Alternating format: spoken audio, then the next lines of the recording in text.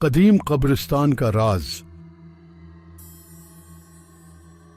तजस्सुस की शुरुआत एक छोटे से गांव में, जहां रात के वक्त अंधेरा छा जाता और दिन के वक्त भी खामोशी छाई रहती थी, एक कदीम कब्रिस्तान था। ये कब्रिस्तान गांव के किनारे पर वाक़ था और लोगों में मशहूर था कि यहाँ रूहें बसीरा करती हैं। गांव के लोग इस कब्रिस्तान के करीब जाने से भी डरते थे, लेकिन नौजवानों का एक ग्रुप था जो इस कसम के किस्से कहानियों पर यकीन नहीं रखता था। इस ग्रुप में 4 दोस्त शामिल थे, अली, फरहान, तलहा और आयशा। एक दिन अली ने अपने दोस्तों से कहा, हमें उस कदीम कब्रिस्तान की हकीकत का पता लगाना चाहिए। अगर वहाँ वाकई कुछ है तो हमें मालूम होगा, और अगर कुछ नहीं है तो हम लोगों के खौफ को दूर कर सकेंगे।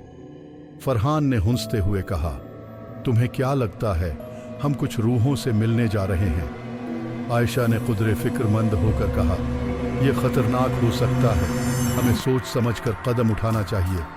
तलहा ने सबको यकीन दिलाया, डरो मत, हम सब साथ हैं। हम सिर्फ वहां जाकर देखेंगे और अगर कुछ अजीब महसूस हुआ तो फौरन वापस आ जाएंगे। यूं चारों दोस्तों ने फैसला किया कि वो रात के वक्त कब्रिस्तान का मायना करेंगे। हिस्सा 2। कब्रिस्तान की खामोशी। रात का वक्त हुआ और चांदनी रात में वो कब्रिस्तान की तरफ रवाना हुए। कब्रिस्तान की दीवारें पुरानी और टूटी फूटी थीं और दरवाज़ा जंग आलूद था। जैसे ही वो अंदर दाखिल हुए, एक सर्द हुआ का झोंका उनके चेहरों को छू गया, जैसे कोई उन्हें वहां से भगा रहा हो। ग्रुप में अजीब सी खामोशी छा गई। वो सब दिल में कुछ न कुछ डर महसूस कर रहे थे, मगर कोई जाहिर नहीं कर रहा था। अली ने टार्च निकाली और रोशनी की, लेकिन वो रोशनी कब्रिस्तान की तारीकी में घुल-सी गई। चलते चलते उन्हें कब्रिस्तान के दरमियान में एक पुराना दरख्त नजर आया जो सूखा हुआ था। उसके नीचे एक बड़ी कब्र थी जिस पर काई जमी हुई थी। तलहा ने कहा, यह जगह कुछ ज्यादा ही अजीब लग रही है, हमें वापस चलना चाहिए। लेकिन अली ने उन्हें रोक दिया, हमने अभी कुछ देखा ही नहीं। हिस्सा सूम। रूहों से मुलाकात। जैसे ही वो कब्र के करीब पहुंचे, अचानक टार्च की रोशनी मद्धम हो गई और सर्दी बढ़ने लगी। आयशा ने कपकपाते हुए कहा, मुझे यहाँ से वापस जाना है। उसी लम्हे एक भारी सी आवाज सुनाई दी, तुम लोग यहाँ क्यों आए हो? चारों दोस्त सहम गए। उनके अर्ध गर्द का माहौल बदल गया। दरख्तों की शाखें हिलने लगी और हवा की सरसराहट सुनाई देने लगी। अचानक एक हल्की सी रोशनी उनके सामने नमूदार हुई और एक बूढ़ा आदमी जाहिर हुआ। उसके चेहरे पर दर्द के आसार थे और उसकी आंखें सरख हो रही थी। हम यहाँ हकीकत जानने आए हैं, अली ने हिम्मत करते हुए कहा।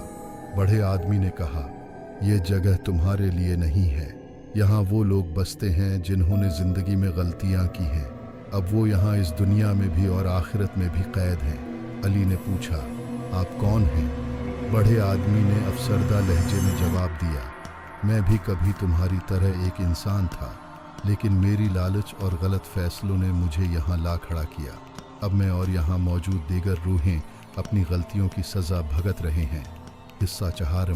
सबक आमूज इंजाम। ग्रुप के सब दोस्त हैरान और खौफजदा थे। तलहा ने पूछा, हम यहाँ से कैसे निकल सकते हैं? बड़े आदमी ने कहा, तुम्हें अपनी नीयत साफ करनी होगी और ये अहद करना होगा कि तुम कभी किसी की हक तलफी नहीं करोगे और हमेशा सच का साथ दोगे। सिर्फ उसी सूरत में तुम यहाँ से महफूज वापस जा सकते हो। चारों दोस्तों ने उसके कहने पर अमल करने का वादा किया और दिल से तौबा की। जैसे ही उन्होंने ये अहद किया, कब्रिस्तान का माहौल बदलने लगा। वो भारी हुआ हल्की होने लगी और रोशनी वापस आ गई। बड़े आदमी ने मुस्कुराते हुए कहा, तुमने सही रास्ता चुन लिया है।